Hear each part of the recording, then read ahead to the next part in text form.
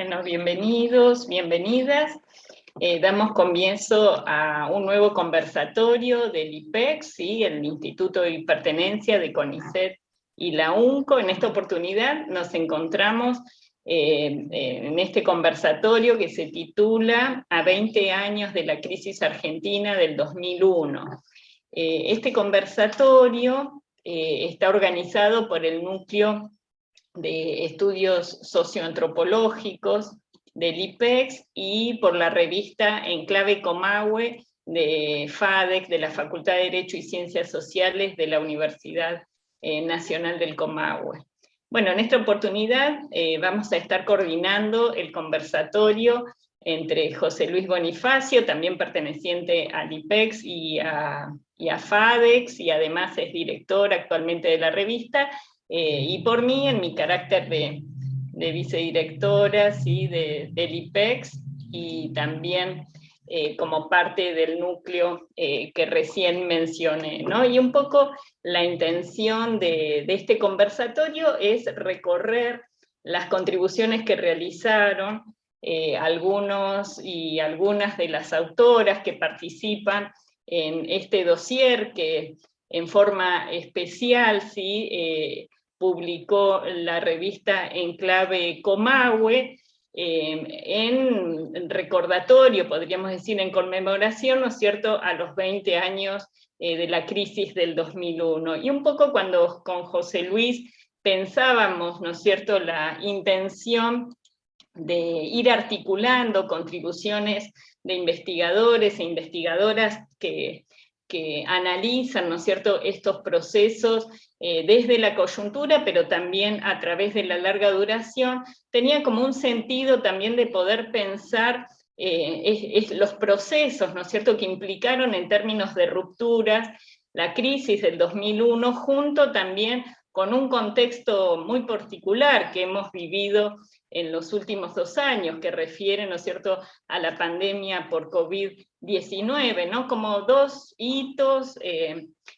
centrales, ¿no es cierto?, en nuestra historia reciente, podríamos decir, dentro de la Argentina, ¿no? Y cómo también la pandemia, el COVID-19 y la crisis del 2001 pusieron en evidencia, ¿no es cierto?, las grandes deudas sociales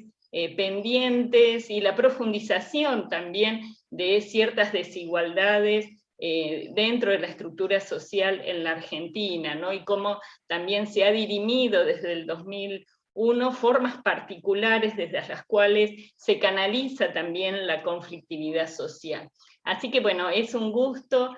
poder tener en este conversatorio la presencia de los compañeros y compañeras que José Luis va a presentar ahora.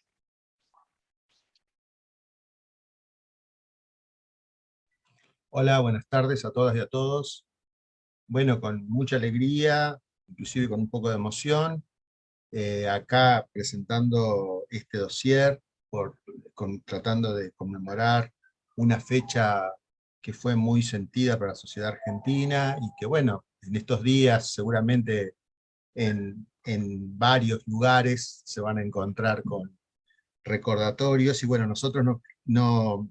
quisimos dejar pasar estos 20 años, y bueno, y tuvimos la iniciativa en la revista Enclave Comahue, justo en mi primer año también en la dirección de la revista, de eh, lanzar junto al número habitual de la revista, que también ya está disponible en el enlace de la Facultad de Derecho, la revista Enclave Comahue, que tuvimos muchas colaboraciones, eh, el dossier este especial y que estamos presentando en el día de la fecha. El dossier tiene que ver con eso, con lo que decía Verónica, ¿no? La idea de encontrarnos en el extremo de dos crisis, la idea de encontrarnos de pronto en una sociedad argentina que no logró en estos 20 años superar muchas de las desigualdades que persisten en nuestras sociedades, que bueno, que durante estos 20 años existieron grandes acontecimientos que merecen repasarlos, Y entonces esa era la idea de convocar a este conversatorio. Tenemos en el número del dossier que hoy queremos presentarles, eh, exactamente 6 artículos. Lamentablemente no podemos contar con la presencia de todos los autores por razones que algunos de ellos, ya sean laborales o familiares, no pueden estar hoy presentes, pero me gustaría leerles aquí quienes escribieron. Tenemos el artículo 20 años no es nada, de Neodesarrollismo y Movimientos Populares y Nueva Forma Estatal en Argentina, de Mariano Félix. Política social post-2001, integración y disciplinamiento de la acción política autónoma del movimiento de trabajadores desocupados, de Carolina Mamblona y Jorgelina Matusevicius, aquí presente Carolina, después vamos a presentarla, antes, durante y después, apuntes sobre el 2001, del historiador Fernando Isixson, un historiador también que lamentablemente por razones laborales no pudo estar, conocido por todos seguramente por sus estudios sobre Neuquén. Tenemos el artículo de la revuelta, 20 años de la revuelta, afectos, alianzas y pedagogías en el activismo feminista neuquino, de Julia Burton. También aquí la colectiva La Revuelta cumple 20 años en marzo, así que también hay que hacerle un homenaje a esos 20 años de activismo. Después tenemos el artículo La crisis del 2001, de 2001 en Río Negro, protestas, voto bronca y renuncias comunales, de Franco Emiliano Gutiérrez y Fabiana Marcela Artola, aquí presentes, y Quiero ser un servidor, el dispositivo de legitimación del liderazgo de Eduardo Duhalde como presidente provisional, Argentina 2002, de Mariana Cané Pastorutti. Bueno, ese es se van a encontrar con este índice. eh, Realmente tuve la oportunidad de leer todos los artículos, es un hermoso dossier para investigadoras e investigadores y aquellas personas que quieran conocer sobre el tema. Y bueno, y aquí hoy contamos con la presencia de algunas autoras y autores. Vamos a comenzar con el artículo de Carolina y Jorgelina. Aquí tenemos presente a Carolina Mamblona, que es docente de la Universidad de La Plata y también tiene otros lugares de trabajo. Tandil, también sé que estás, Caro, y después vos, si querés comentar más tus pertenencias, tus varias pertenencias, aparte de ser una militante social muy, muy querida por mí y por reconocida en el ambiente del trabajo social. Después tenemos la presencia de Franco, Emiliano Gutiérrez y Fabián Artola, que son Franco es del IPECH, CONICET UNCO, y Fabiana Marcela es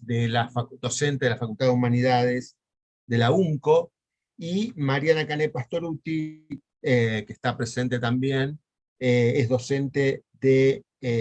la Universidad de San Martín, y tiene también varias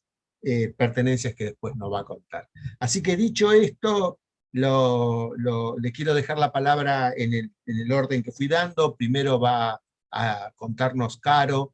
un poco cómo fue su trayectoria para escribir este artículo y contarles qué es lo que podemos encontrarnos con su trabajo y el trabajo de Jorgelín. Caro, te doy la palabra entonces.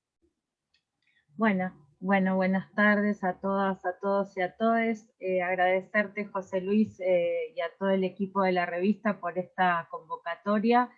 Y sin duda sí, son días que nos invitan a una reflexión muy profunda y que bueno, para quienes vivimos el 2001 en nuestras acciones político-militantes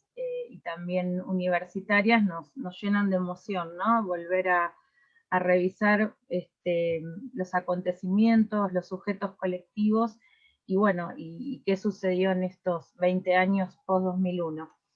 En mi caso, bueno, como decía José Luis, sí formo parte de un grupo de investigación que se denomina GEPCO, Grupo de Estudios de Procesos Colectivos,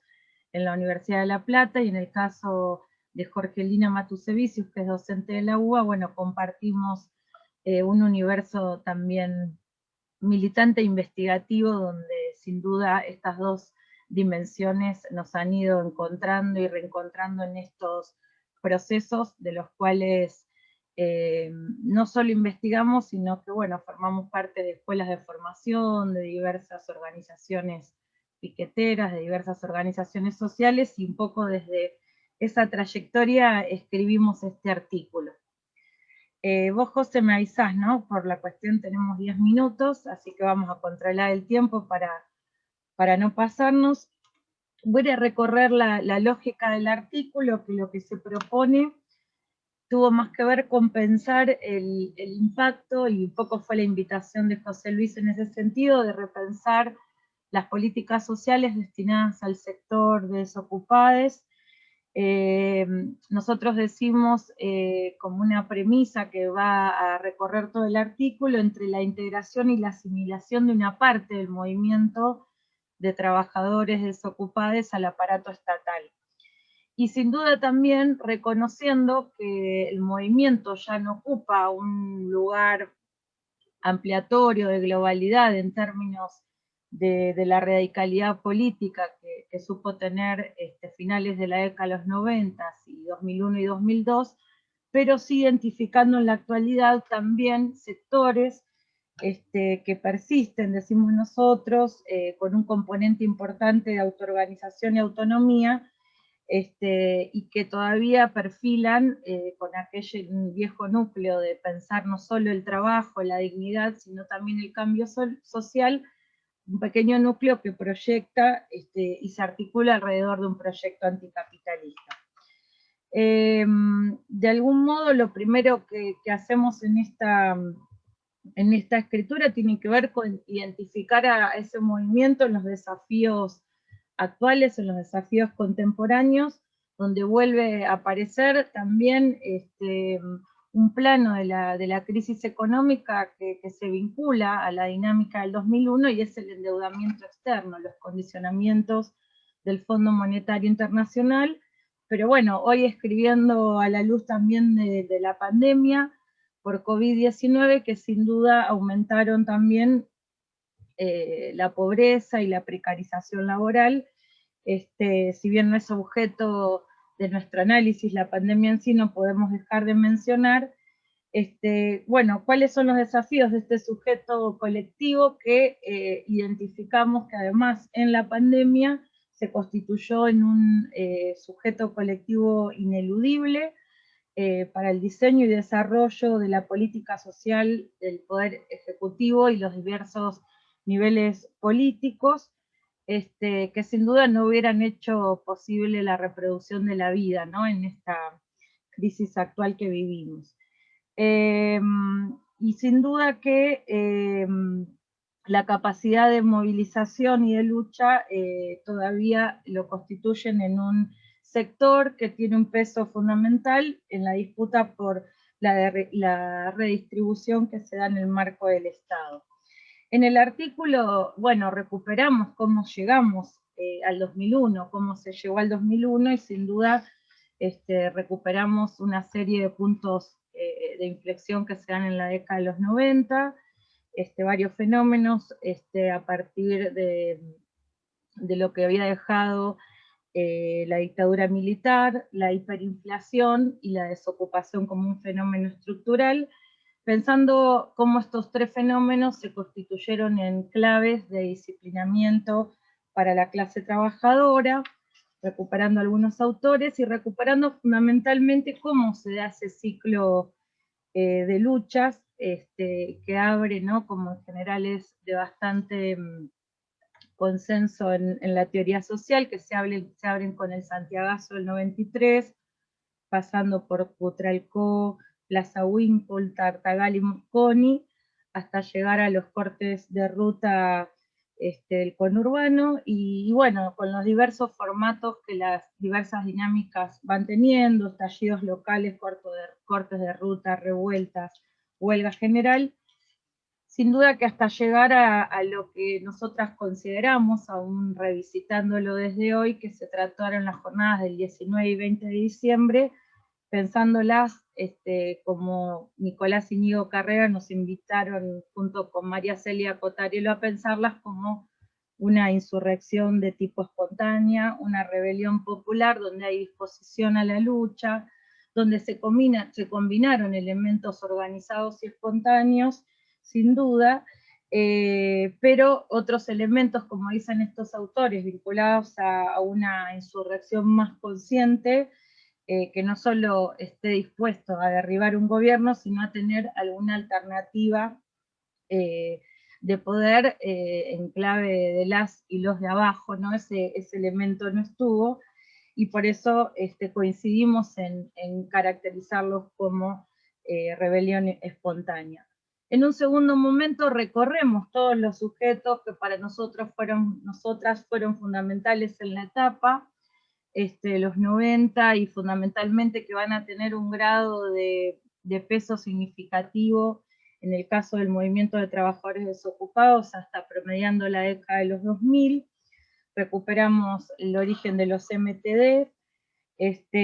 un poco recuperando qué características, qué dinámica, qué aportes cada una de los sujetos colectivos venía a colocar, ¿no? Los movimientos de trabajadoras y trabajadores desocupados alrededor de la consigna de trabajo, dignidad y cambio social, la implementación de comedores, merenderos, huertas, proyectos productivos autogestivos, la discusión y conquista de planes, la asistencia alimentaria, fundamentalmente organizada alrededor de la movilización, ¿no? Y donde, bueno, el corte de rutas en diversos lugares del país, la acción directa, la negociación, pero una negociación con el Estado que finalizaba con dos características que hoy no estarían tan presentes en todas las organizaciones, pero que han sido significativas, era la socialización de la información de la negociación y la aceptación o rechazo de la propuesta, ¿no? Cómo a partir de la dinámica de la asamblea, la lucha a diferentes esferas del Estado que esté librando ese movimiento se refrendaba o se avanzaba o se limitaba con la participación fundamentalmente asamblearia. Bueno, por supuesto mencionamos al movimiento de fábricas recuperadas. Por una cuestión de tiempo yo ahora voy a mencionar a los diversos sujetos para avanzar en el núcleo del trabajo, que es pensar las políticas sociales hacia el sector que fue pasando, pero recuperamos al movimiento de fábricas recuperadas, con el control de la producción y bueno, poniendo a andar los establecimientos sin lógicas o enfrentando lógicas patronales de organización del trabajo. Recuperamos el movimiento de derechos humanos fundamentalmente de una larga tradición iniciada en la dictadura y postdictadura, con los diferentes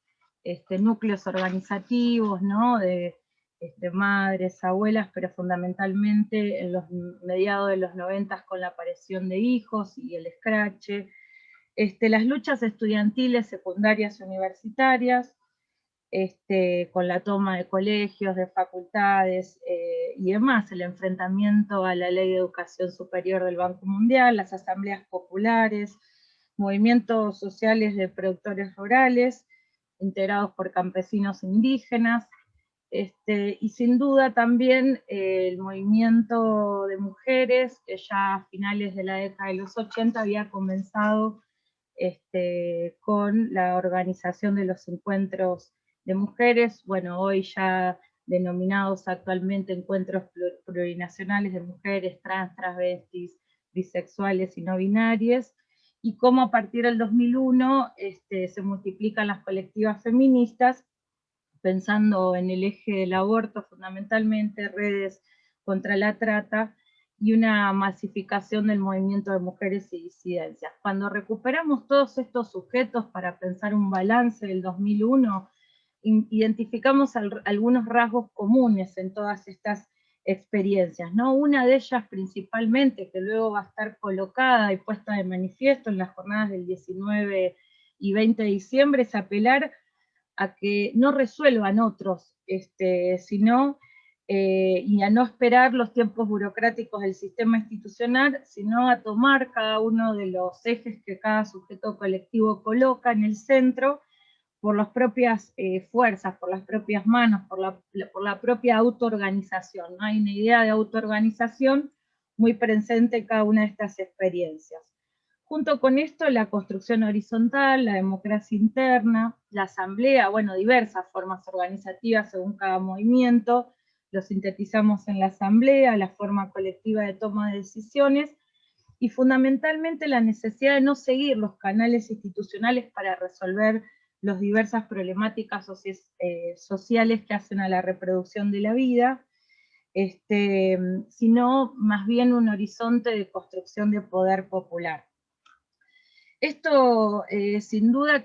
bueno, cada uno de los sujetos colectivos que nombramos logró masividad, expresividad, en un trabajo cotidiano que se expresó en construcciones territoriales, con un enorme despliegue político, y donde también otra de las características fundamentales ha sido la búsqueda de autonomía, ¿no? La autonomía, bueno, no como una cosa, como algo que se tiene o que no se tiene, sino como una atención, como una autonomía colectiva,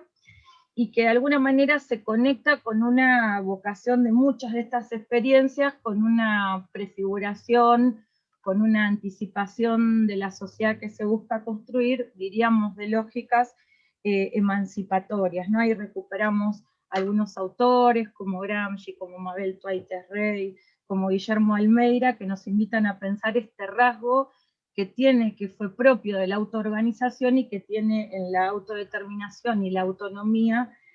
un pilar fundamental. Bueno, ¿qué sucedió con el movimiento de trabajadores desocupados post-2001, ¿no? Y ahí nosotros trabajamos la idea de una recomposición del sistema de dominación,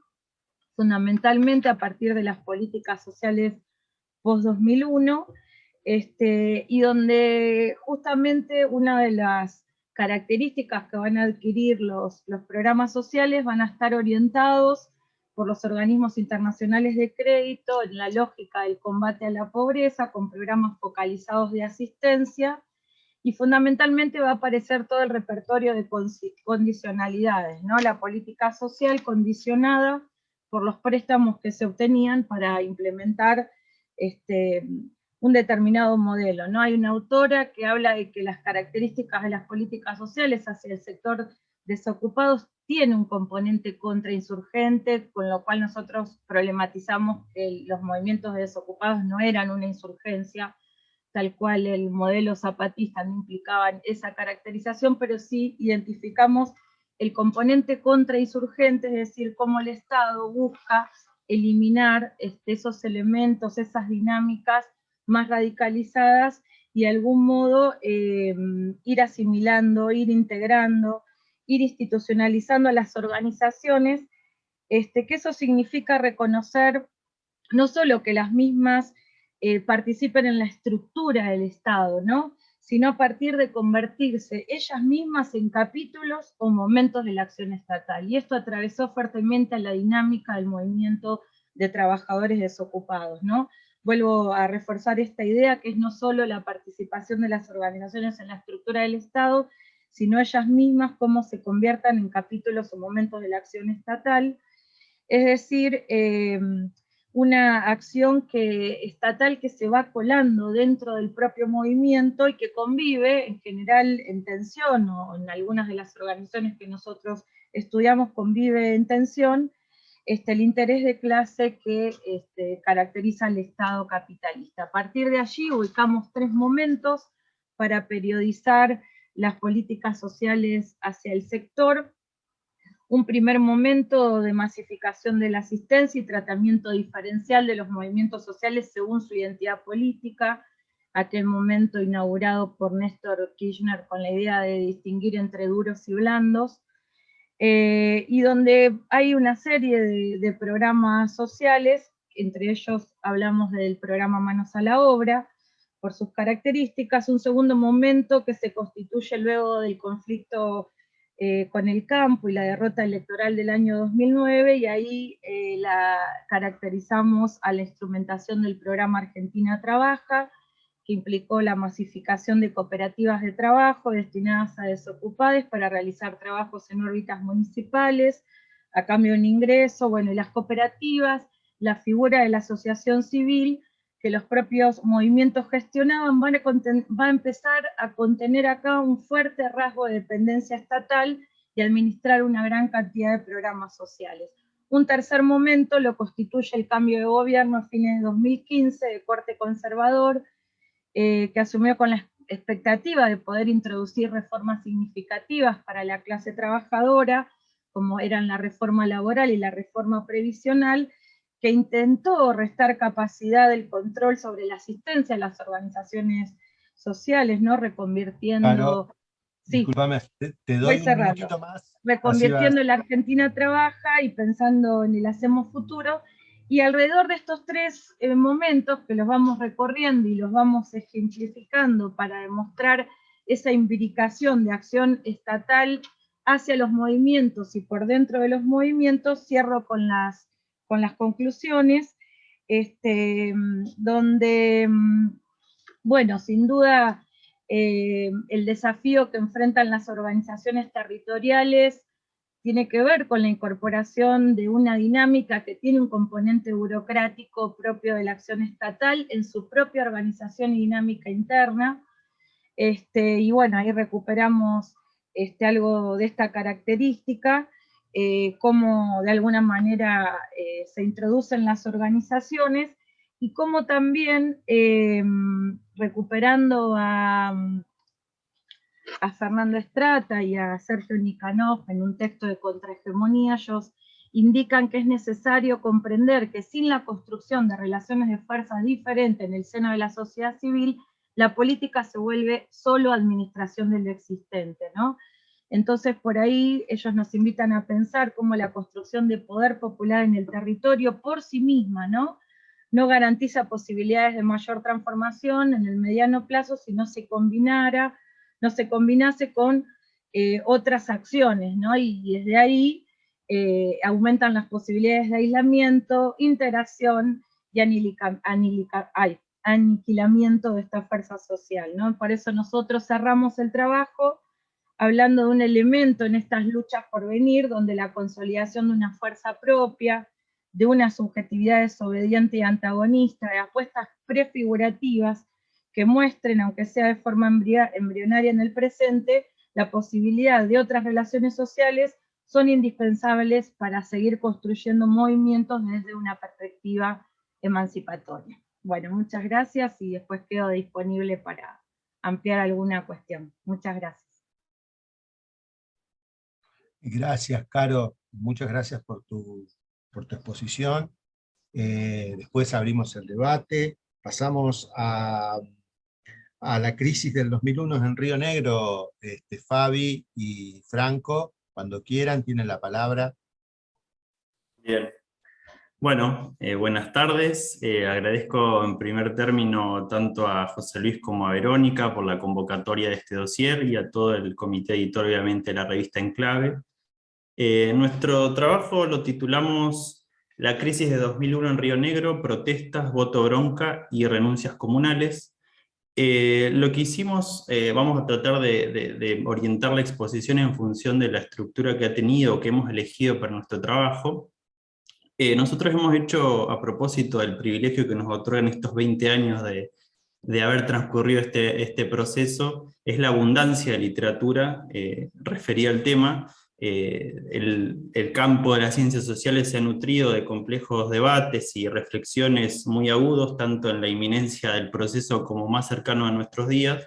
y del conjunto de esas reflexiones, de esa literatura, hemos destacado un aspecto que tiene que ver con la multidimensionalidad de este proceso, y si se quiere, la naturaleza de haber condensado una síntesis de temporalidades y de factores tanto estructurales como agenciales que han permitido, digamos, o han establecido, o han sido fruto de, han permitido nutridas producciones. En el campo de la historia hemos destacado algunos antecedentes importantes. Y sobre todo de esos antecedentes nos quedamos, en los últimos años sobre todo, con aquellas producciones que han hecho foco en la cuestión de la crisis de sentidos de injusticia, de sentidos destituyentes, de sentidos de la propia política y de lo político como constitución de la comunidad en definitiva. Frente a esa falta de respuestas unívocas y concluyentes, nuestro trabajo lo que hace es tratar de pensar, y en esto vamos a coincidir con Gabriel Bomaro, en tratar de repensar el proceso desde distintas o nuevas temporalidades, o hacer foco en las temporalidades, en las espacialidades y en las agencias de los distintos actores sociopolíticos implicados. En este sentido, decidimos retornar al acontecimiento del 2001 desde el ámbito o desde el espacio subnacional rionegrino y pensar justamente de qué manera se ha modulado ese proceso en este contexto rionegrino y fundamentalmente pensar la crisis de 2001 desde las elecciones de octubre desde el 14 de octubre de 2001 al recrudecimiento de la conflictividad sociopolítica en el ámbito rionegrino hacia enero-febrero del 2002. En ese brevísimo y corto tiempo, nosotros tratamos de pensar las tensiones entre la política y lo político, pensar las formas de modulación espacializada de la dinámica de la política, tanto en las urnas como en las calles, y cómo se va dando sintonía y articulación a esa doble dimensión. Y fundamentalmente partimos de tres grandes interrogantes que buscan de alguna manera ser respondidos en este trabajo, o al menos elaborar alguna serie de hipótesis, pero que la verdad se plantean también como líneas a indagar en el futuro y para seguir indagando, que tiene que ver con de qué manera impactó o cómo impactó la imposición de las políticas neoliberales en el espacio rionegrino, puntualmente, desde 1995, en la acumulación de las acciones colectivas y de protesta. ¿Qué sucedió al interior de las distintas localidades provinciales para que un fuerte sentido de impugnación hacia la política y hacia los funcionarios se expresara con tanta multiplicidad de formatos hacia octubre y diciembre de 2001? Y fundamentalmente cómo se acelera y qué características adopta ese proceso de doble activación de la política, tanto en las urnas y en las calles, desde el octubre de 2001 hacia enero y febrero de 2002 en el espacio rionegrino. Nuestro trabajo, como tendrán la posibilidad de leerlos en el futuro, está compuesto de tres apartados. En el primero de ellos lo titulamos Las tramas neoliberales del malestar rionegrino, y allí lo que decía justamente tratamos de situar ese acontecimiento o ese periodo cortísimo de tiempo en una corta mediana duración, en un proceso de corta mediana duración que tiene que ver, o que tuvo que ver, con el proceso de reformas estatales que se dio lugar en Río Negro, sobre todo desde la asunción del gobernador Pablo Verani en 1995, y cómo desde entonces la nueva gestión, bajo el signo del radicalismo, estableció una reconversión del Estado, generó las condiciones para la privatización y el traspaso de entidades provinciales a través de distintos mecanismos que permitieron ese proceso, y que también ha tenido un impacto notable en el campo sindical rionegrino, con una dinámica muy particular, que hacia el 2001 se ve justamente cómo el mundo sindical organizado de trabajadores estatales, provinciales y sobre todo también municipales, empiezan a tener un protagonismo en los eventos que tratamos de analizar y de reconstruir, que es central. Y también se da en este proceso de tránsito y de profundización de esas reformas, de la aparición de distintos colectivos no sindicales en este caso, y cómo se va dando hacia el 2001, que es el momento al cual nosotros hacemos foco y profundizamos el análisis, la emergencia de distintos formatos de protesta y repertorios y de acciones colectivas que tienen que ver con paros, ocupaciones de edificios, el repertorio del corte de ruta también, y cómo sindicatos estatales van articulando de modo también fragmentado con comunidades educativas, jubilados, movimientos de derechos humanos y organizaciones de trabajadores desocupados, ese mapa urbano de la protesta. El segundo apartado, y ya nos situamos en este brevísimo y corto tiempo, lo titulamos de octubre a diciembre de 2001, la aceleración de la crisis, y ahí fundamentalmente nos ubicamos en un momento propio de la política institucionalizada que tiene que ver con las elecciones del 14 de octubre de 2001, y hacemos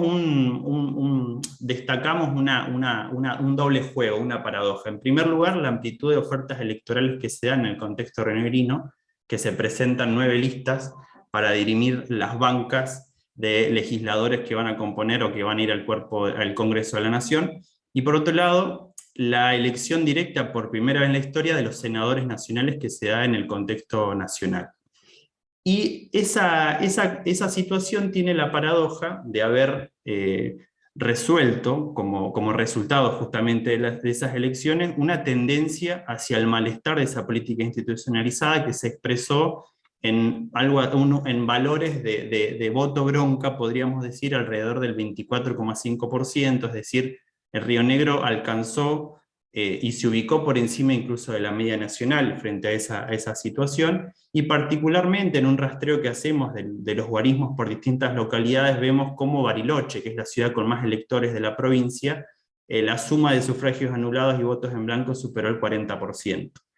En esa situación vemos cómo ese proceso de conflictividad social se acelera de camino a diciembre, que tiene que ver indudablemente con la articulación de procesos que se dan a nivel nacional, pero que tienen en la lógica y en el contexto rionegrino su propia particularidad. Por ejemplo, nosotros resaltamos la importancia o el impacto que generó el corralito, pero que se da en el contexto rionegrino la situación del retraso salarial y del pago de los bonos, que vuelve todavía más conflictiva el escenario. Se da también hacia diciembre una mayor presencia del sindicalismo estatal en las calles, paros nacionales, que en el caso de Río Negro tienen una fuerte presencia, y comienzan a inicios del 2001 eventos y acciones que tienen que ver con la búsqueda de alimentos a través del saqueo de supermercados y demás. Destacamos como un hecho lamentable y que tiene que ver con el alcance que asumió la violencia por esos días y la represión estatal, con el asesinato de Elvira Vaca en el contexto en la ciudad de Cipolletti, en la noche del 19 de diciembre, y tratamos de periodizar este breve momento hacia justamente la renuncia de Fernando de la Rúa en un día o en unas jornadas que se cristaliza la ruptura profunda de vínculos y de acuerdos sociales en un contexto sumamente álgido y en proceso de transformación también. Así que ahora le dejo la palabra a mi colega Fabiana Ertola. Bueno, en principio agradecer brevemente a los dos, a José Luis y a Verónica, la convocatoria y a la revista, y continúo un poco con la exposición a partir de lo que dejó Franco. Bueno, nuestro artículo continúa además avanzando a partir de ese diciembre. Nosotros decimos que es un diciembre en tal caso alargado, digamos, ¿no? Que avanza hacia un enero y un febrero. Y bueno, vamos a una parte del trabajo en donde hablamos de que ese diciembre argentino se transforma en un febrero rionegrino, ¿no? Un febrero rionegrino con características también particulares. ¿Particulares en qué sentido? En principio porque todo ese repertorio del que habló Franco recién, y el contenido de ese repertorio, centrado fundamentalmente en demandas de alimentos, centrado en demandas económicas, en demandas de restitución de derechos, etcétera, cambia también de tenor, específicamente hacia la generación de un clima destituyente. Nosotros vemos que justamente ese alargamiento de ese diciembre hacia la localización de algunos lugares en particular de la provincia de Río Negro, hemos rastreado básicamente, bueno, alguna serie de ciudades, no todas, ¿no? Es decir, estas son las limitaciones también de nuestro propio trabajo, pero sí vemos que ese conjunto de protestas y de demandas y ese clima destituyente aparece claramente en la zona del Alto Valle y en la zona cordillerana. Y en el caso de la zona cordillerana aparece una fuertísima presión sobre el intendente Sergio Huisky en ese momento, el intendente de Bolsón, y en el caso de la localidad de Bariloche sobre el intendente Atilio Feudal. Ya en etapas anteriores, digamos, ambas intendencias tenían serísimos problemas, digamos, financieros, ¿no? Indudablemente las arcas municipales estaban en terrible deterioro, digamos, pero sufrían al mismo tiempo justamente, bueno, la presencia de, bueno, todo tipo de repertorio y de acción sobre los municipios, ¿no? Grupos de desocupados, los sindicatos organizados, especialmente los SOYEM de cada una de las localidades, y la presencia también de asambleas, en el caso del Bolsón, de una asamblea popular,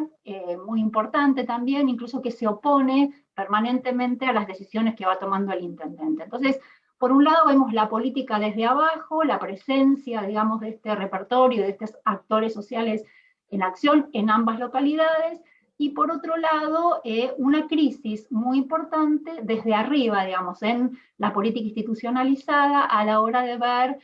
los desacuerdos y también las tensiones que se van a dar, no solamente en el marco de la alianza, sino al interior del propio radicalismo, ¿no? Que ya empieza a contar con una serie de fisuras, empieza a contar con una serie de desacuerdos muy importantes, y que efectivamente, bueno, esto va a terminar justamente en el no apoyo de Verani a ninguna de las dos intendencias, y a la confrontación también con algunas líneas internas del radicalismo, que para ese momento ya estaba dividido prácticamente en 4 partes, ¿no? Por lo tanto, digamos, aquí vemos cómo tanto la política en las calles, como decíamos, como Franco planteaba al inicio, en esta conjunción, ¿no?, de la política por abajo y de la política institucional, se conjugan y van a producir concretamente la renuncia de ambos intendentes. En el caso de San Carlos de Bariloche, va a pasar también que no va a haber apoyo del propio Consejo Deliberante, que va a empezar a bloquear muchas de las acciones del intendente para intentar salir de ese momento político, y finalmente, bueno, va a renunciar. Bueno, a partir de aquí, ¿qué es lo que vimos o qué es lo que leemos a partir de esta cuestión? Lo que vemos es que esa política, digamos, en este enero y diciembre fue una política que se localizó y, como decimos, se balcanizó de alguna manera, ¿no? Sin lograr superar niveles de articulación o sin poder, digamos, superar las estrategias de gobernabilidad tejidas por Pablo Verani, ¿no? Que sin lugar a dudas, o bueno, es una hipótesis que tenemos como parte de la investigación, bueno, intentó justamente descargar en los municipios la crisis para que esto no se pagara en el nivel provincial, ¿no? Bueno, y por esa razón, digamos, este febrero, digamos, se alarga hasta un momento en el que la protesta se traslada hacia Roca, y concretamente, digamos, hay un pedido destituyente de Pablo Verani, ¿no?, del gobernador. Ahí hay cacerolazos, hay un repertorio interesante también de formas de acción colectivas, incluso con intentos de represión en el Alto Valle, que, bueno, finalmente sabemos no logra su fin, no logra su cometido, pero se replica en un montón de localidades. Entre ellas Bariloche, también Cipolletti, se replica la demanda de la destitución de Verani, ¿no?, de la caída de Verani. Bueno, esta situación de política balcanizada o de política localizada que vimos Fabi, hacia... Fabi, Sí. te dejo un minuto más, así vamos cerrando. Bien, y termino, bien. Bueno, entonces, digamos, nos planteamos hacia el final una serie de reflexiones, de síntesis, ¿no?, en torno a este conjunto de, decimos, de una conjugación no lineal y mixturada de sentidos políticos, ¿no? Por un lado, destituyentes, de resistencia, de desobediencia civil, de búsqueda de restitución de derechos sociales, con una intensa acción política de los de abajo en el espacio público, al mismo tiempo que una serie de mecanismos impugnadores que se van a dar en el interior de esa política institucionalizada, producto de rupturas de diálogos, rupturas de acuerdos, rupturas de un conjunto de articulaciones y de alianzas en el nivel provincial y al interior del propio radicalismo también. Y por último, bueno, lo que hacemos es abrir, en tal caso, nuestro trabajo a partir de nuevos interrogantes que nos planteamos, entre ellos poder pensar, digamos, cuáles fueron los obstáculos que impidieron que muchos de esos actores se articularan, especialmente en un movimiento como articulado de desocupados, que existió en cada localidad en forma fragmentada, pero que no logró superar, digamos, cada una de las ciudades, ¿no? También nos preguntamos, bueno, ¿cómo leer a partir de este clima? Bueno, en realidad el triunfo en el 2003 nuevamente del radicalismo, ¿no? Después de que en el 2002 hubo este tipo de nivel de impugnación y este tipo de nivel de demandas. Y allí, bueno, concluimos nuestro trabajo abriendo esta serie de interrogantes.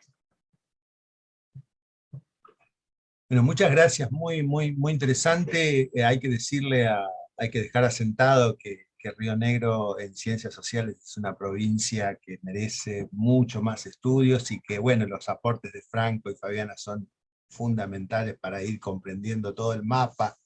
Así que les agradecemos y está eso ahí en la revista, así que no dejen de leer el artículo. Bueno, volvemos al escenario nacional con Mariana. Mariana, te dejo la palabra entonces. Bueno, gracias José Luis, buenas tardes todavía a todos y todas, a los que están acá, los colegas y a las colegas, y a los que ahora o en algún momento diferido en el tiempo escuchen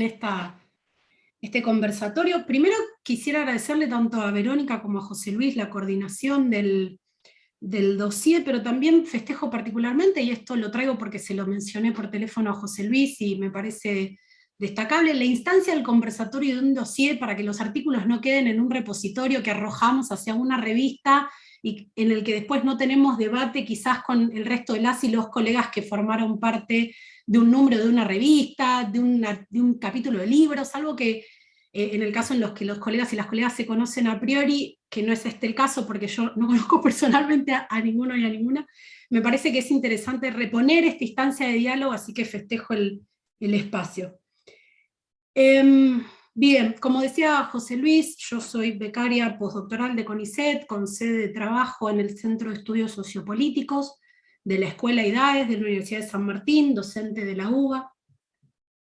Y este artículo que presenté, que no voy a repetir el título porque ya José Luis lo mencionó, y además porque así los invitamos y las invitamos a que pispeen la revista,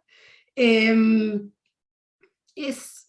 parte de mi tesis doctoral en torno a los discursos políticos, o más bien podríamos decir los discursos de los políticos en el marco de la crisis del 2001. Y en esa tesis yo me preguntaba cómo construyeron estos discursos de los políticos la crisis, cómo significaron la crisis, cómo dotaron de sentido al significante crisis, entendida la crisis del 2001 como un proceso, digamos, largo en el tiempo, y algo que creo retoma algo de lo que mencionaba Carolina en su exposición. Digo, la crisis del 2001, al menos como yo la trabajé en la tesis, y abrevando en otros trabajos que también la piensan de esta manera, es un proceso largo, la analicé entre el 99 y el 2003, ¿no? Un proceso largo que no fue solamente el del punto máximo de la protesta sociopolítica, como señaló Franco, en diciembre del 2001. Y en este artículo, que quizás se sitúa no solo en el nivel nacional, como señalaba José Luis, sino también en un nivel distinto quizás al de las propuestas analíticas que presentaron los y las colegas hasta recién, analiza el discurso de Duhalde y el proceso de construcción de un liderazgo en el marco de su presidencia provisional. En este sentido, el objetivo del trabajo fue analizar la construcción de este dispositivo de legitimación durante los primeros 6 meses de su gobierno provisional, a partir como de una pregunta que mixtura también en algún punto una hipótesis que después voy a exponer un poco más en detalle, porque quizás es lo que más me preocupa en la indagación. Y es cómo transformó Duhalde esta legitimidad de origen débil en una cierta legitimidad de ejercicio precaria. Sobre eso, 2 aclaraciones, que quizás no están no las trabajé tanto en el artículo y por eso me interesa traerlas acá. Por un lado, la legitimidad de origen débil por los motivos que ya todos y todas conocemos, porque Duhalde accedió al gobierno provisional, no por el voto popular, sino por el voto de una asamblea legislativa, con un fuerte apoyo de podríamos decir, de la política, es una expresión que no me gusta mucho, de los pares políticos, ¿sí?, en el marco de la Asamblea Legislativa. Por el otro lado, porque estaba en una, digamos, se produjo su ascenso al poder luego de haber perdido las elecciones presidenciales en el 99 y con una crisis multinivel que creo que las exposiciones de los y las colegas lo dejaron bastante claro. Pero por el otro lado, porque, digamos, accede a la presidencia luego de una sucesión de, podríamos decir, 5 presidentes, de 4 presidentes previos, presidentes digamos, o senadores, gobernadores y diputados en ejercicio del poder ejecutivo, que le imprimieron, como decía, una legitimidad de origen precario, débil en diversos niveles. ¿Y por qué digo legitimidad de ejercicio precaria? Porque si bien toda legitimidad es precaria en sí misma, podríamos distinguir como 2 niveles de precariedad. Una precariedad constitutiva, que tiene que ver con el lazo representativo, y con que toda totalidad significativa, cualquier construcción política es precaria en sí misma, pero también con una precariedad adicional, podríamos decir, en el nivel de los procesos sociopolíticos concretos, como, digamos, vinculada a estos 3 elementos de la crisis multinivel, de la sucesión de presidentes previos y del acceso por el voto de la Asamblea. Y sobre esto hay una constatación en la cual, digo, podemos tener, se puede debatir, pero que quizás me interesa conocer sus impresiones sobre este tema particularmente. Y, digamos, hay una hipótesis detrás del texto, y es que Duhalde accedió al gobierno conformándolo digamos, en términos de transición, pero que esta transición no fue un impasse, no fue simplemente un compás de espera, sino que tuvo un rol activo en el proceso de recomposición política, que una gran parte de la bibliografía en torno al periodo la sitúa más desde el 25 de mayo del 2013 en adelante. Y en este sentido, decía, digamos, esto se vincula a esta legitimidad de ejercicio precario, porque si bien Duhalde no sé si utilizaría esa expresión, decidió adelantar las elecciones en el marco de las debilidades y de la propia precariedad de su gestión, pero también y sobre todo por la masacre de Avellaneda,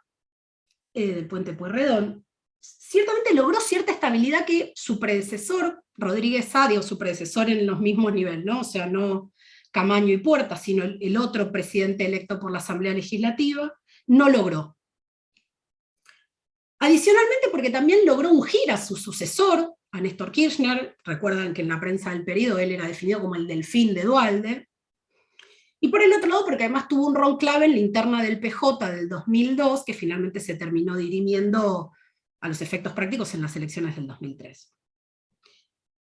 Y es en este sentido, teniendo estos 3 elementos en cuenta, que creo que se puede afirmar que Duhalde logró cierta legitimidad de ejercicio, y que a su vez tuvo un rol en la recomposición parcial, pero una recomposición al fin, del lazo ajado entre representantes y representados. Por supuesto, esto no fue digamos, sin vaivenes, sin conflicto, como bien digamos, lo evidencia los procesos de represión de la protesta social y demás. Pero a mí lo que, digamos, en el texto, que es lo que me interesa subrayar, tiene 3 partes, digamos, 3 grandes apartados. Por un lado, uno enfocado en, digamos, todos están enfocados en una perspectiva del análisis del discurso político, a través de una serie de herramientas vinculadas a la teoría de la argumentación en el discurso, al análisis de los procesos de mediatización, y por último la teoría política del discurso, o la teoría del discurso político, depende de la bibliografía que lean. Analizando un corpus bifásico compuesto por 2 grandes conjuntos de materiales. Por un lado, los discursos oficiales de Duhalde, que fueron extraídos en su momento, en el 2016-17, de la que fue la web oficial de Duhalde, que se llamaba presidenciaduhalde.org, una web actualmente inactiva. Y por el otro lado, un material que no fue de tan sencilla, digamos, al que no me fue tan sencillo el acceso, y esto fue parte de uno de los desafíos del trabajo de campo en el marco de mi tesis, que son las transcripciones del programa radial que tenía Duhalde, y que tuvo Duhalde durante toda su presidencia, que fue Conversando con el Presidente. Este programa contó con 80 envíos, de los cuales en este artículo analizo 38, que son los correspondientes a la primera mitad del año 2002. Algunos de ellos están hoy, se puede acceder a ellos por el canal de YouTube de Radio Nacional. Y yo accedí a la transcripción por un informante clave del círculo del expresidente. Sobre este corpus trabajé a partir de 3 grandes dimensiones, que son las 3 grandes dimensiones que conforman este dispositivo de legitimación. Por un lado, una cierta imagen de sí, un cierto ethos, no me quiero meter ahí con las cuestiones como más como crudas del análisis del discurso, porque tampoco es lo que me interesa destacar en esta exposición. En segundo nivel, la cuestión de la mediatización de su discurso presidencial, en torno a la cual el protagonista es este programa radial, Conversando con el Presidente, que si bien no era nuevo porque ya existía a lo presidente en aquel momento, sí tenía ciertas particularidades que están en el artículo, y que todavía resta un trabajo ahí por seguir, en el cual seguir indagando. Esto es parte de la agenda de trabajo a futuro. Y este envío radial, este programa que tiene una serie de particularidades en su formato, en la escenografía que traza, que construye en relación a su auditorio, lo analicé en la clave de, en una clave en la que podemos situar a Duhalde o a la presidencia de Duhalde, al liderazgo de Duhalde, como un escalón en la construcción de estos liderazgos de proximidad que analizara Rocío Annunziata releyendo los trabajos de Rosan Balón. Con una particularidad que era la de la proximidad no interactiva. Conversando con el presidente se planteaba como un canal directo con la ciudadanía, y lejos estaba de serlo, por una serie del formato específico que adquirió. La ciudadanía, los y las ciudadanos no intervenían directamente, eran mediados por la voz de Mario Giorgi, que era además del director de la radio, el periodista que lo entrevistaba en esta suerte de cotidianeidad que exponía Duhalde en sus presentaciones, que primero empezaron siendo los martes y los sábados, y después pasaron a ser solo los sábados, un poco siguiendo también el pulso de la política y de los conflictos que su gobierno afrontaba. Y por último, y quizás el elemento más interesante, y ya para ir cerrando con la exposición, es lo que denomina un dispositivo temporal, una forma de concebir el tiempo de lo común. Si entendemos a la comunidad como un común litigioso, un poco en términos de Rancière, y un poco también retomando las conceptualizaciones de Sebastián Barros al respecto, es verdad que los trabajos que han trabajado lo común de la comunidad, el establecimiento de las fronteras políticas, la construcción de identidades, la formación de antagonismos, han tendido a poner el foco de su mirada en la comunidad como un espacio. Y me parece aquí que es importante analizar a los discursos políticos en general, pero de los políticos en particular, como discursos que trazan fronteras también en el tiempo. Y en este sentido, la crisis del 2001 supuso la mutación de una forma de comprender el tiempo de lo común, en la cual si antes de diciembre del 2001, estoy simplificando el argumento porque el proceso por supuesto fue de desarticulación y de rearticulación, y esto fue un proceso más largo, podríamos decir. Si hasta diciembre del 2001, en cierta forma, el tiempo de lo común era concebido en el discurso de la Alianza, pero también en los discursos previos durante la década menemista, como un tiempo de la inevitabilidad, en la cual no había posibilidad para el disenso, porque ya técnica, ya moralmente, el tiempo futuro estaba predeterminado de antemano, al cual ahí sí, como señalaba creo que Carolina, la política devenía mera administración de las cosas, un tiempo en el cual no había posibilidad de praxis. A partir de la eclosión de fines de diciembre del 2001, y en este sentido es donde me interesa analizar el discurso de Duhalde como parte de un proceso de recomposición, y es decir, de una nueva forma de comprender el tiempo de lo común, aquí todavía con matices, quizás a partir de 2003 con más claridad.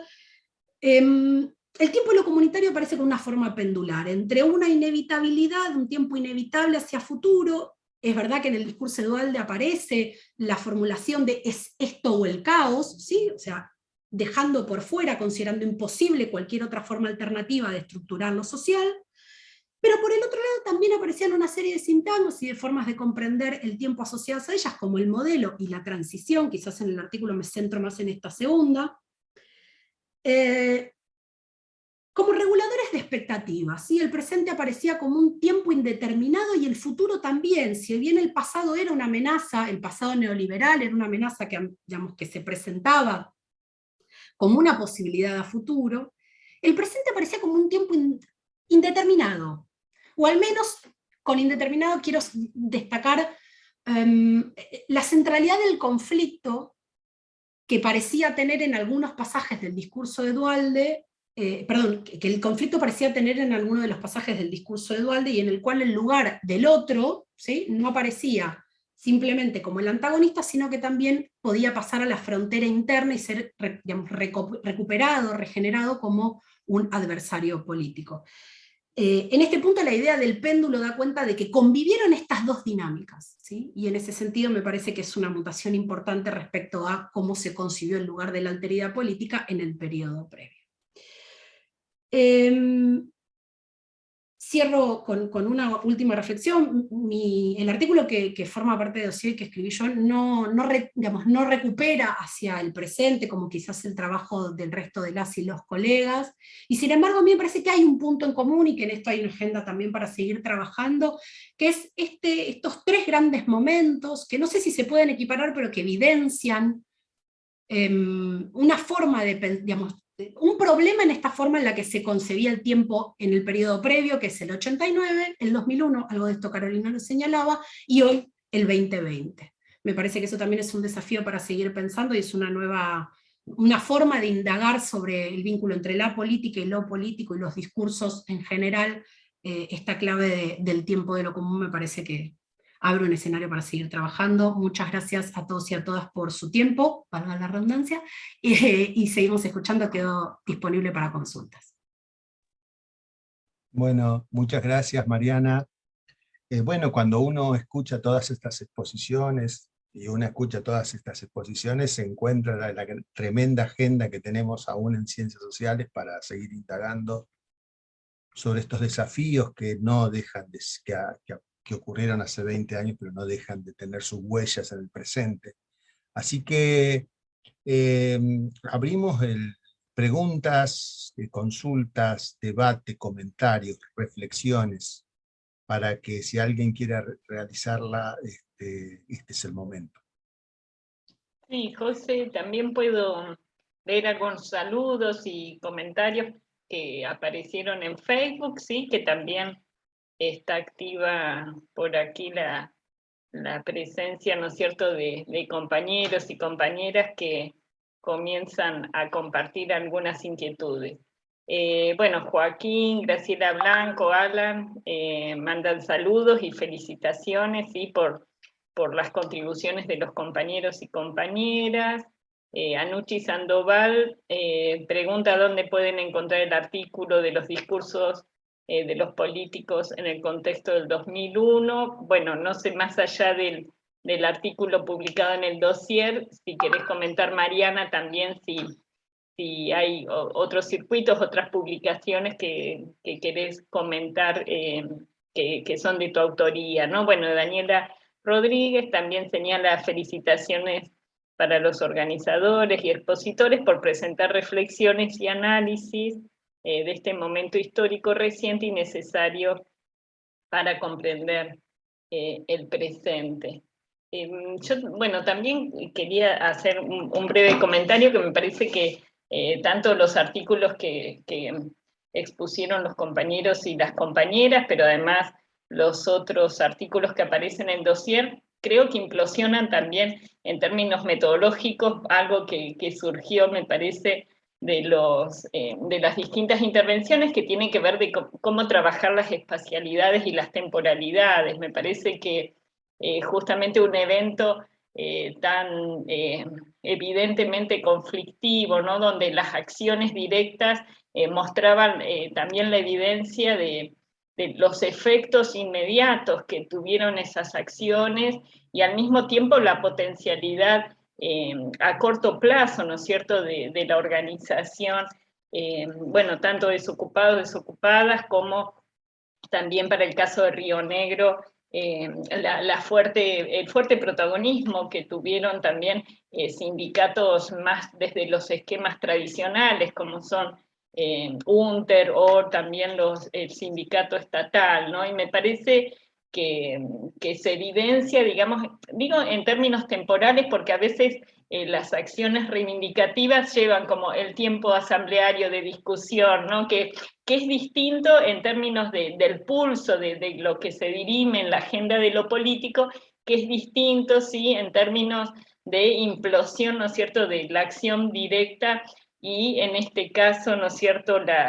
los efectos, como decía, que tuvieron inmediatos, pero además, en términos de lo temporal, creo que a todas, bueno, quienes también vivimos en ese momento con distintas edades, pero esa sensación de efecto dominó, ¿no? De que más allá de la espacialidad había, digamos, una demanda, bueno, Mariana señalaba categorías que también comienzan a instalarse,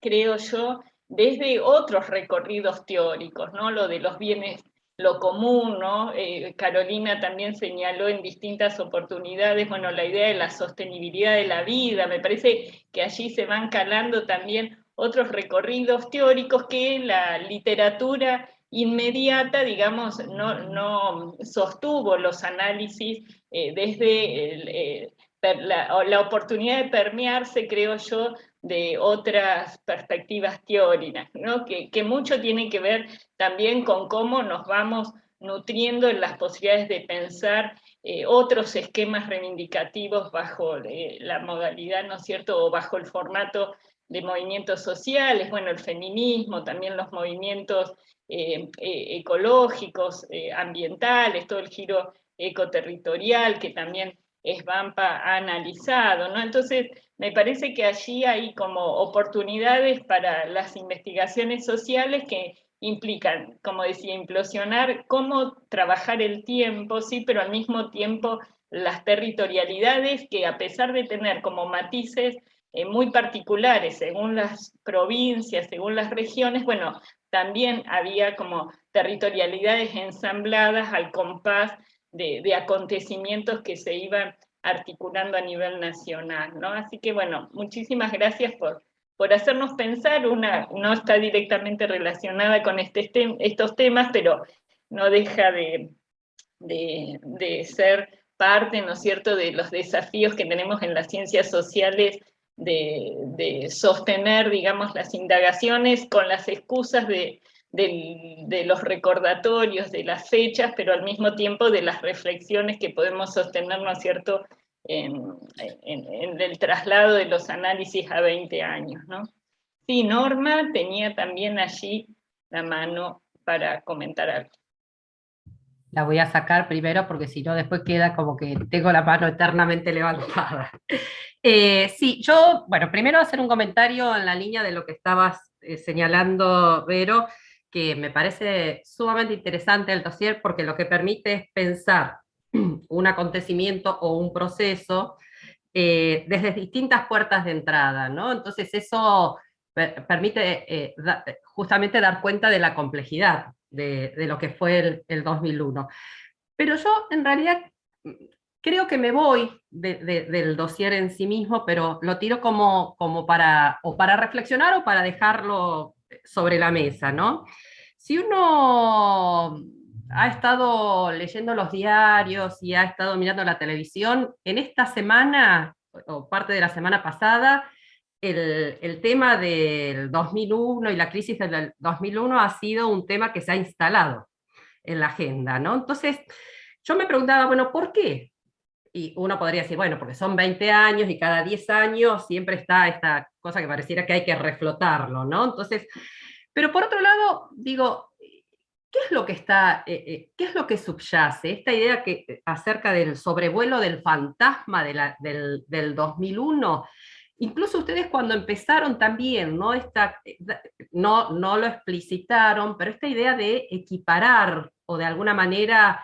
mostrar que a lo mejor son contextos parecidos, bueno, la negociación con el Fondo Monetario, ciertas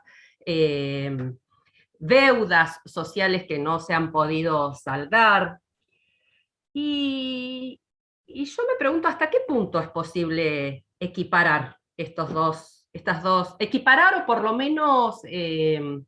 pensarla con algunos puntos en común, ¿no? Cuando la escuchaba a Fabi y planteaba esto del clima destituyente, probablemente por ahí eso podría llegar a ser un punto, un punto en común. Pero yo digo, el clima destituyente que se dio en el 2001, mi sensación, sin haber profundizado más que haber leído la prensa y haber escuchado la televisión, me parece que el clima destituyente hoy tiene un carácter más conservador. Y en todo caso la crisis del 2001 era más progresista. Pensemos qué es lo que se pedía, qué es lo que se demandaba. Inclusión, más trabajo, más ampliación de derechos. ¿Y hoy qué se pide? Libertad para circular, libertad para abrir un negocio, libertad para no ponerse la vacuna, para ejercer mi derecho a decidir si me vacuno o no. Entonces me parece que mientras que la crisis del 2001 tenía una línea más progresista de reivindicación o demanda de derechos sociales, hoy tiene más la demanda de derechos individuales. Entonces, esto le da, digo, un carácter más conservador. Y digo, ¿cómo la derecha nos ha atravesado y nos ha construido subjetividad? Entonces digo, bueno, qué sé yo, la derecha no es solo que ha crecido en términos de partidos políticos, ha crecido también en términos ideológicos. Entonces, me parece que hasta qué punto es medio riesgoso comparar, o esta idea de que sobrevuela, de decir, ojo, que hoy puede darse una crisis al estilo del 2001. Sí, en términos de, a lo mejor de clima destituyente, tomo esto tuyo, Fabi, esta expresión, pero destituyente desde los medios de comunicación de derecha, destituyente desde los partidos de derechas, también desde la gente, pero atravesados con esta subjetividad que prioriza lo individual sobre lo colectivo.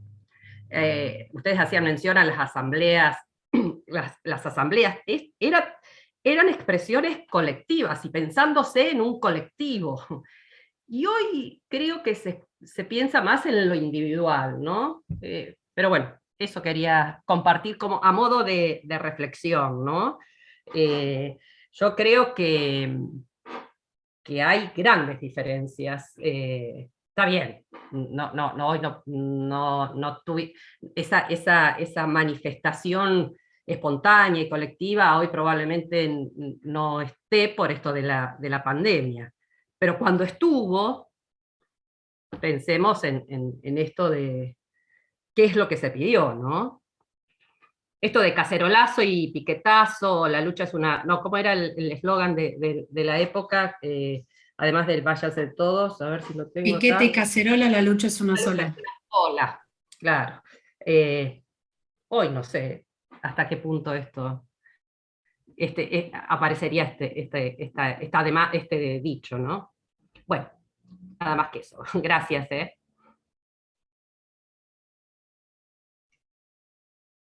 Gracias, Norma. Ahí tiraste una bomba, muy interesante para pensarlo, todo este proceso, y bueno, están los micrófonos abiertos, no sé si tienes más comentarios, Vero. Mi idea Había es una pregunta de Joaquín, no, creo. simplemente compartir qué me había dejado pensando las exposiciones, ¿no? Sí, No, sí, no, Norma, gracias. No hice un comentario, no quise... me parece importante que se abra el debate porque en el 2001 también, a mí me gustaría hacer un comentario breve también, que también entró en crisis las ciencias sociales. O sea, no solo entró en crisis la sociedad, sino que entró en crisis las ciencias sociales, y la mirada que se tenía puesta en aquel momento tuvo que virar radicalmente, y hoy no miramos tanto, miramos la política institucional, como acá tanto Fabiana como Franco miraban, pero también miran el lado de la política desde abajo. Entonces eso era impensable antes del 2001 en ciencias sociales, porque todavía estábamos ligados a la idea de la transición democrática, de todo ese proceso que las ciencias sociales se concentraban y que de pronto, como una revelación en el 2001, hizo emerger, lo ponemos en la presentación del dossier, una nueva generación de intelectuales, comprometidos no solamente con lo académico, sino también con lo político. Y hoy estamos también, yo creo claramente, y esto lo podemos discutir también, que estamos ante la emergencia de otra nueva generación de intelectuales, ya sobre la base del feminismo, de entender claramente que el colapso ecológico ya llegó, y sobre la base de entender que hay una tremenda desigualdad social. Entonces todo eso replantea nuevamente las ciencias sociales. Pero bueno, son debates enormes que nos debemos y que todo esto nos trae a la luz.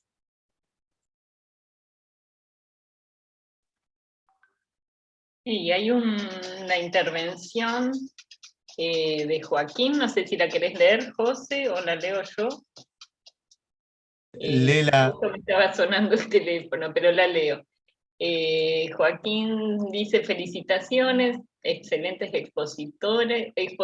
dan ganas de leer el dossier. Mi pregunta va en un sentido metodológico: ¿de qué manera las humanidades digitales pueden potenciar nuestras aproximaciones a estas coyunturas críticas, como fue este largo 2001? Me da la impresión que la utilización de SIC para dar cuenta de cartografía de la rebelión, o bien el uso de técnica de minería de datos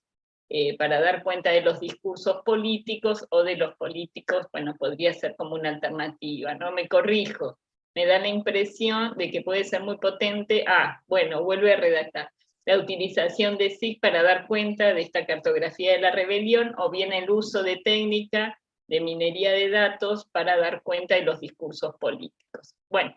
ese era el comentario de Joaquín. No sé, los expositores, las expositoras, si quieren tomar el guante de algunos de los comentarios, está abierto el micrófono. ¿Yo puedo tomar la palabra? Sí, yo quería retomar un poco el planteo y las preguntas de Norma, ¿no? Que me parecieron muy también interesantes en términos no solamente de comparación, ¿no? En función también de la propuesta de la revista, del dossier, de los dos extremos, de las dos crisis o de los dos momentos, porque también coincido con la mirada en torno a la capacidad productiva en ese momento de producción política, ¿no? De los movimientos sociales y políticos, en el marco, digamos, no solamente de características emancipatorias y creativas, digamos, de acción, sino también en las posibilidades que a lo mejor aparecieron y después en el camino se perdieron, de, bueno, pegar un salto hacia lo político y generar otro tipo de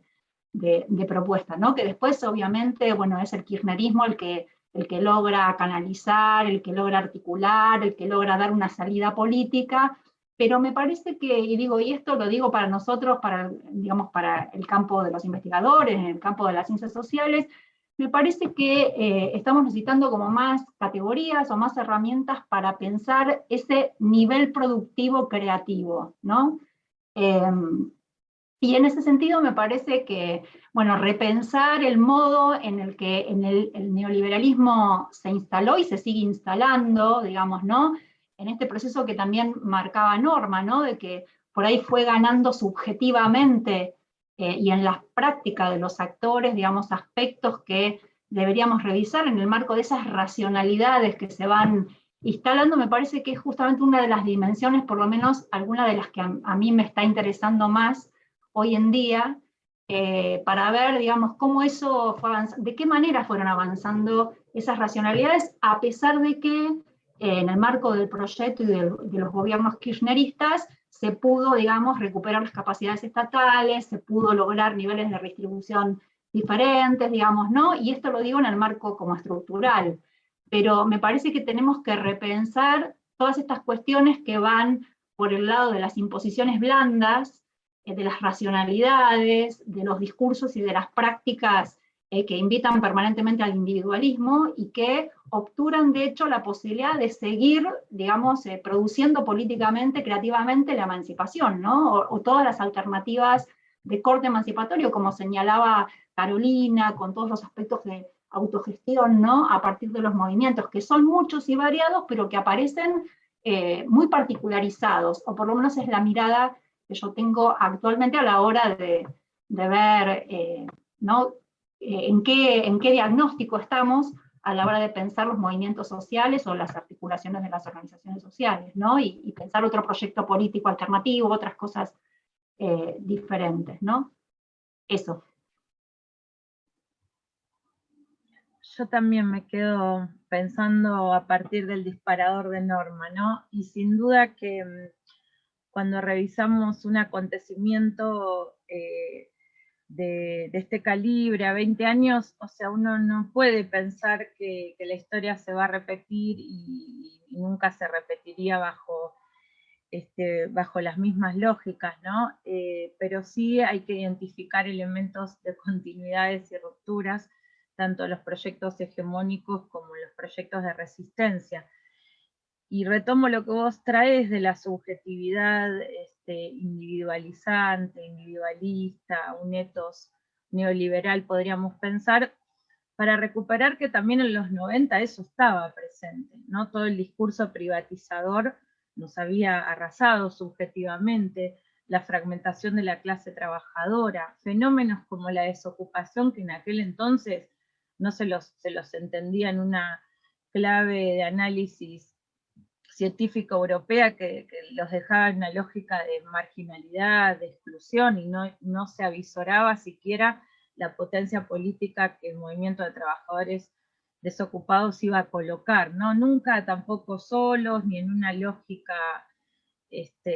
movimentista per se, sino en esa entramado o articulación, ¿no? Porque es interesante ahí ver cómo podemos mirar un movimiento de trabajadores desocupados que abreva en la historia de la toma de tierras en el conurbano bonaerense, y ese movimiento de toma de tierras se nutrió del movimiento de derechos humanos. Entonces es más bien interesante pensar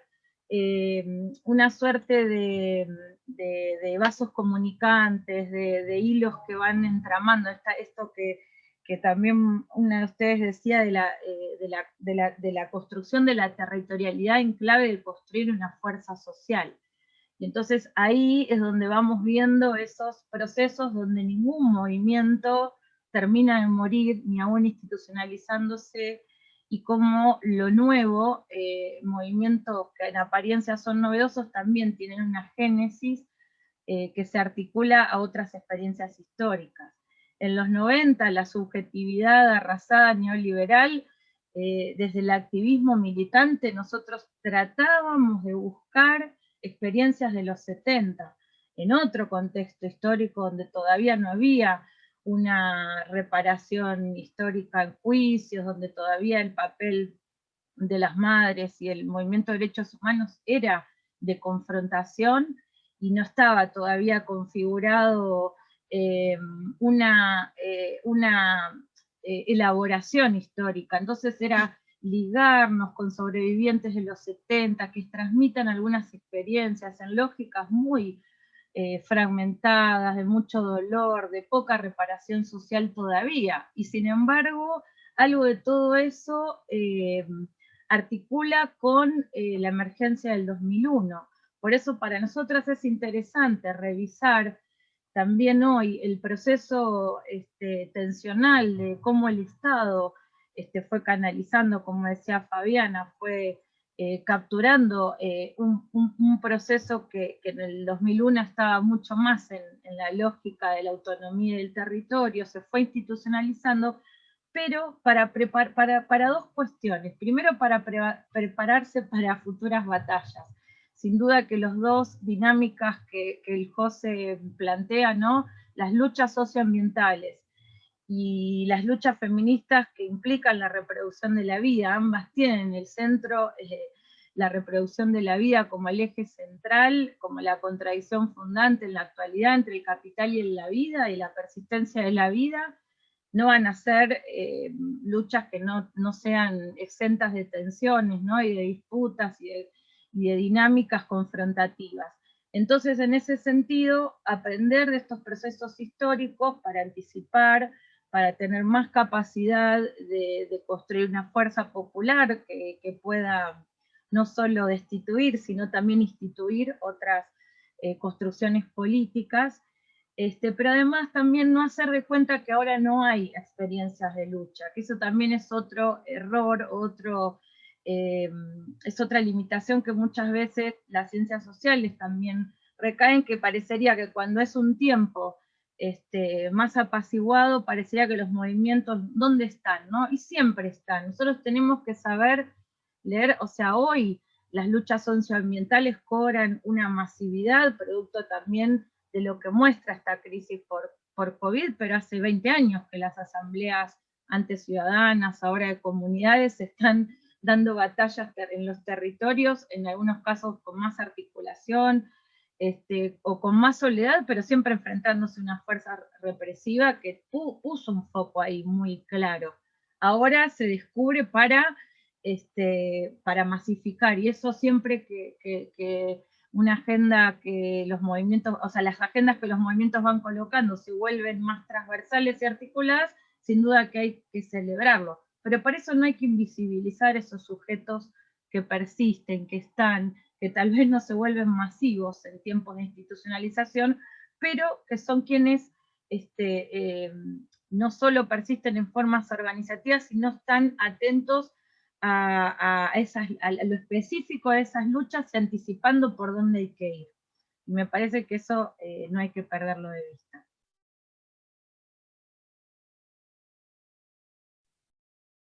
Bueno, tomo la palabra para hacer varios comentarios y una pregunta. Primero tomo la consulta que llegó, creo que vía Facebook, respecto a los trabajos sobre el discurso de los políticos en el 2001. Mi tesis no está publicada, creo que está en el repositorio de tesis de la UBA. Pero si no, y es un momento autobombo, lo hago rápido para que no, porque me da un poquito de escozor. Quizás se puede consultar en alguno de los perfiles de Academia Edu o de ResearchGate para ver el listado de los textos. Hay varios, la verdad es que este es mi tema de trabajo y analicé varias coyunturas, las elecciones del 2001, el periodo previo, más con foco en el discurso de la Rúa, del gobierno de la Alianza en general, y demás, así que ahí en varias revistas nacionales e internacionales hay algunas cuestiones, si no está mi contacto y las paso, así que nada, estoy acá para hacérselo llegar en caso de necesidad. Por un lado eso, por el otro, me quedé pensando, el disparador de normas, sí, la verdad que además de una bomba es interesante porque se nota que está como este fantasma que asedia,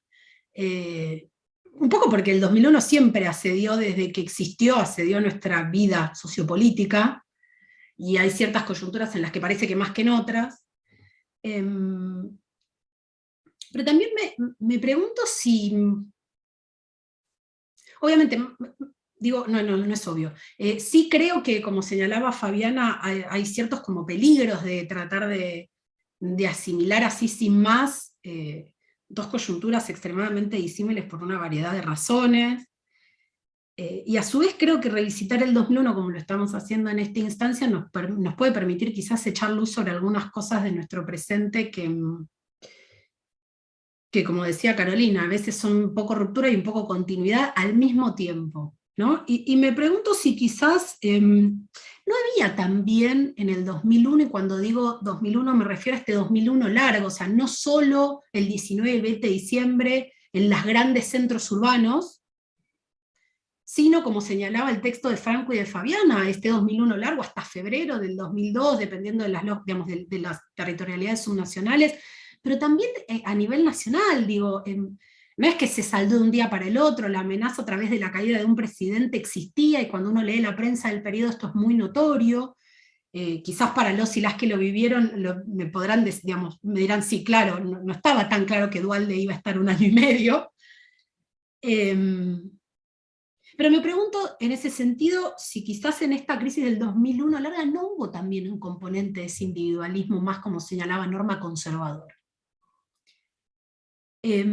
Quizás muchos de los trabajos que, como bien señalaba José Luis, dejaron un poco perpleja a las ciencias, digamos, el acontecimiento dejó perpleja a una parte de las ciencias sociales, porque quizás había toda una sociología que ya venía trabajando en torno a la protesta social, tanto de Tartagal hasta el sur, sobre, digamos, la formación de nuevas identidades colectivas, nuevas formas de repertorios de acción colectiva y demás. También tuvieron en el periodo, digamos, sobre los hechos, una lectura particular que quizás no es la misma que la que tienen las ciencias sociales a 20 años vista. Y quizás las lecturas más sobre el pucho, hablando en criollo, resaltaron quizás más el componente destituyente de la acción colectiva y demás, y algunas otras fueron señalando más las tensiones que habitaban esta consigna de Piketty y Cacerola, la lucha es una sola. Y si ahí no había también, me parece se preguntaron algunos colegas de las ciencias sociales y también humanas, si ahí no había también un componente ordenancista, individual, conservador, como decía Norma, ¿no? Cuando Eduardo Rinesi señala en un texto muy lindo que escribe con Bomaro sobre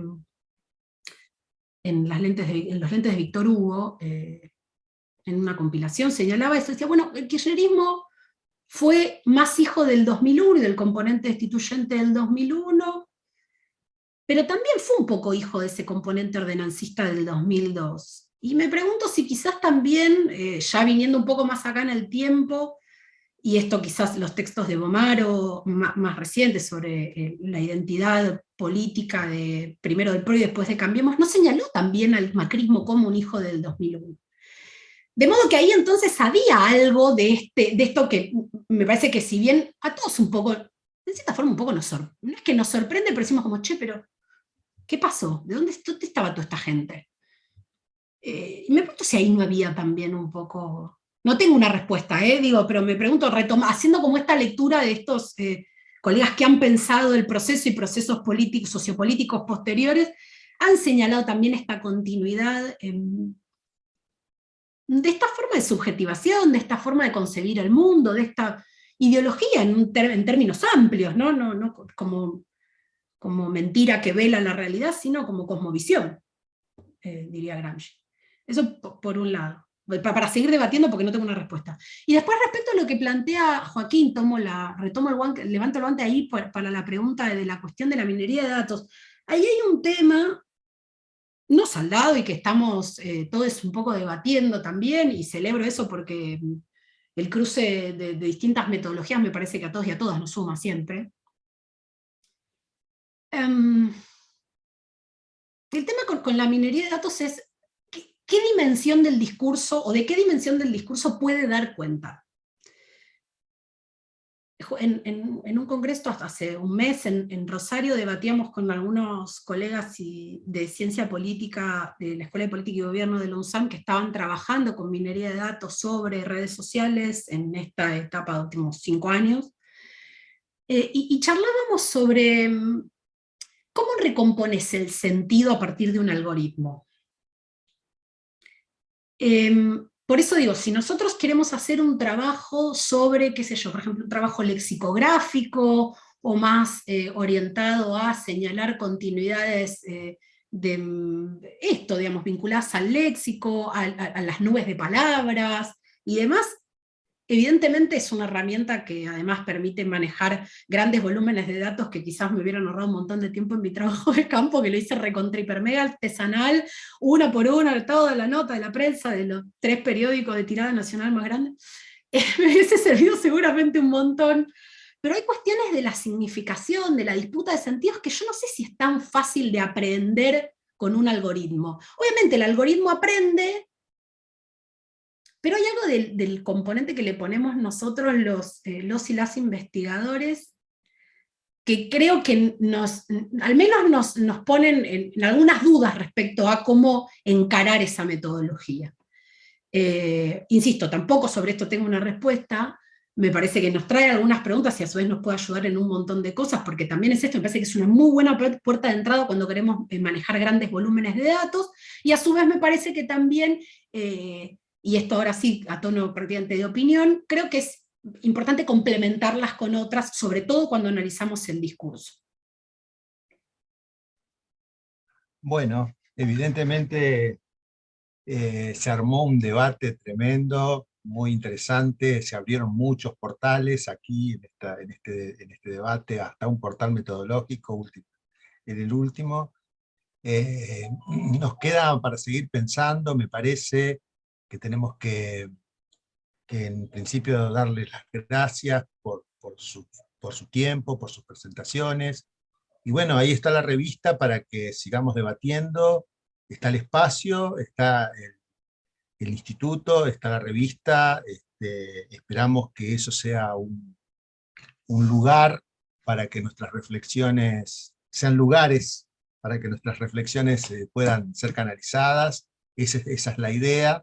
y siempre con una perspectiva emancipatoria, ¿no? Eso para nosotros es fundamental. Así que bueno, no sé si, Vero, te doy y cerramos. Sí, bárbaro. Bueno, gracias a todos por permitirse, bueno, reflexionar a partir de lo escrito, que a veces, bueno, me pareció muy bueno cómo valoró Mariana esta instancia, ¿no es cierto?, de poder pensarnos desde la escritura, ¿no es cierto?, y hacer diálogos más cruzados, ¿no?, para que eso no quede, como decía ella, solo en un repositorio, ¿no? Y bueno, yo sigo pensando que creo que esto también permite, digamos, esta pequeña duración, podríamos decir, de 20 años, 2 décadas, también para pensar, creo yo, las agendas pendientes, digamos, que tienen que ver con las deudas sociales, que no todas se saldaron. Yo me acordaba, bueno, creo que Carolina también retoma el lugar de la CETEP, digamos, todo aquello que tiene que ver con nuevos esquemas organizativos, ¿no? Que también, digamos, nos permiten sostener análisis, bueno, que son también organizaciones que hoy no existirían si no hubiera habido un 2001, indudablemente, ¿no? Incluso de cómo fue virando la relación también con el Estado, ¿no? Para mí eso también da como un caldo de cultivo, podríamos decir, de análisis sociológico, antropológico, también desde las ciencias políticas, ¿no? También de tensar las posibilidades de cómo se desarman esas categorías que rápidamente se instalan en los análisis vinculados a la política pública en relación a la integración, en relación a la canalización, ¿no es cierto?, de la política social, ¿no?, de la integración, asimilación, bueno, categorías que son muy usadas, ¿no es cierto?, cuando se abordan este tipo de temáticas, y que me parece que comenzarlas a cruzar, como decía antes, desde otras perspectivas teóricas que hace 20 años no estaban tan instaladas en el campo académico, creo que tienen una potencia bien interesante, ¿no es cierto?, para consolidar y explorar, ¿no es cierto?, en el análisis crítico de nuestra realidad. Así que bueno, por mi parte, súper agradecida, invitarles a que después también comparten, replican sí, esta grabación, para que bueno, también sea base para futuros debates y próximos conversatorios también. Así que muchísimas gracias.